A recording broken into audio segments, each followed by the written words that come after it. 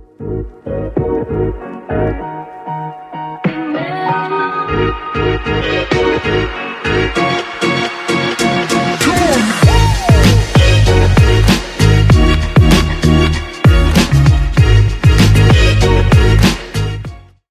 everybody, this is Kent Davis, and today I'm going to tell you about schools in Panama.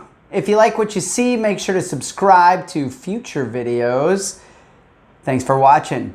So, I came to Panama in 2007, and at the time there were quite a few international schools. Now there are quite a few more. Why? Because expats are moving to Panama, have been for quite some time.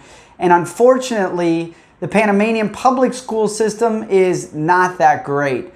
The good news is there are private schools for every price range, from the top to the mid-tier, and even sort of, we can call it entry-level private schools. But if you're an expat and you're watching this, you're going to want to send your kid to a private school. Generally, the public school system is just inconsistent.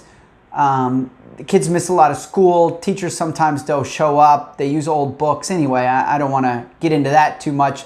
Let's talk about private schools, and let's start in Panama City because that's where the majority of the schools are located. Although later in the video, I'll tell you if you're thinking about moving out to the beach or living in the mountains, what your options are for private schools. Here's what to expect. At the top tier of private schools, you're going to plan on paying around $10,000 to even $12,000, $13,000 per year for schooling. But before that, you've got to pay a one-time fee of anywhere from $4,000 to $8,000, depending on the school, per child for a, what's the word? Like an entrance fee? And then after that, you're good. If you've got multiple kids, they'll give you a deal. You don't have to keep paying that. And again, guys, we're starting at the most expensive. The good news is there are some really good schools at that level. International School of Panama, Met School, Boston College, or Boston School, they call it, and 2 or 3 others. Check our website for a complete list.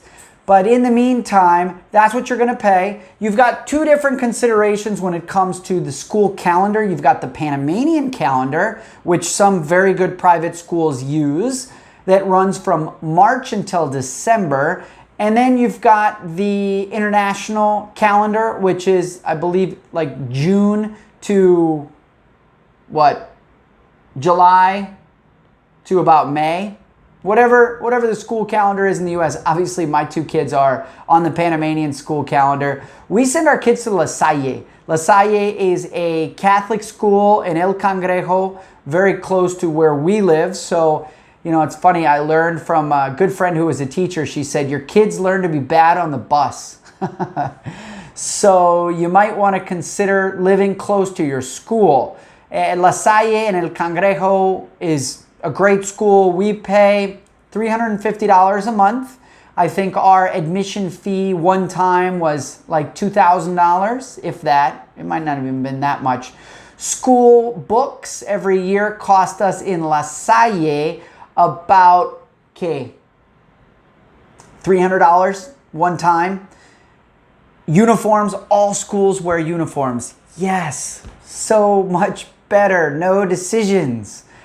So yeah, regardless of the school, even public schools, they're wearing uniforms. So anyway, we jump down. La Salle is a good school. La Salle is an old school. ISP, fairly new. I think they've been around for, golly, I don't know, 15 years, maybe 18 years. They're very good. They bring in teachers from all around the world. If you send your kid to a top-level school in Panama, you have absolutely nothing to worry about. They're going to school with diplomats. They're going to school with business people's kids, and there are very high standards in terms of bringing in the teachers. Athletic facilities are beautiful, you know, performing arts. There's a lot of money put into these schools. Now, again, going back to La Salle because it's what I know very well, Episcopal is also a Catholic school about 2 miles from La Salle. Similar price point, similar student size, classroom teacher to student ratio is about 15 to 1. kids our age, kids who are the age of our children. My kids right now are 7 and 3. They have 2 teachers sometimes in their classroom. Wish I had 2 teachers. Well, kind of glad I didn't have 2 teachers in my classroom.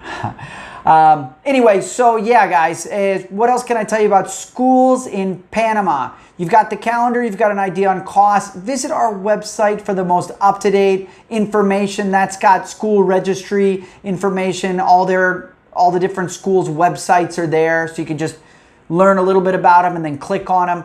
It's really a factor of where you want to live. So if you're in the city, you've got a lot of different choices, from Albrook in the west to Costa del Este, Santa Maria in the east. El Cangrejo, San Francisco is kind of in the middle. Balboa Avenue, Punta Pacifica, kind of center city. From there, 10, 15, 25-minute bus ride. Again, really depends on where you live and where your kids go to school, but that's about what you can expect as far as commute times. Buses, private service, all very safe, very regulated.